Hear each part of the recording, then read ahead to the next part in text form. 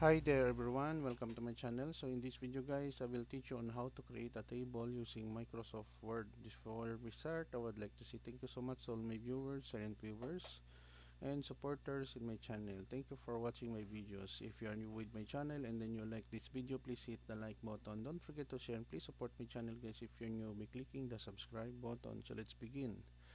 I'm using Microsoft Office 2007 and Microsoft Word 2007. So to create a table is quite very easy. Go to Insert in the menu bar and then select Table.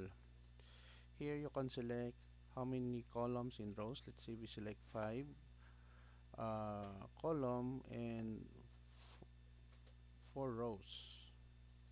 That's it. So we can have here table A.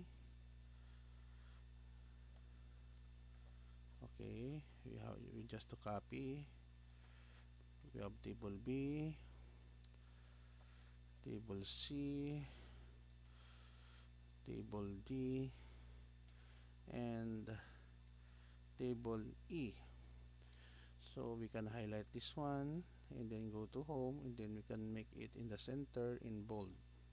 Okay, so what is good about Word, it is easy to use. Now we can adjust the size and then we can put some entry on the each cell of the table. That's it guys. Now that is the how we can create a table in Microsoft Word. I hope that you learned something new in this video. Don't forget to like, share, and please support my channel guys if you're new by clicking the subscribe button. Thank you so much for watching. See you in the next video tutorial guys. This is your friend Jake saying bye bye for now.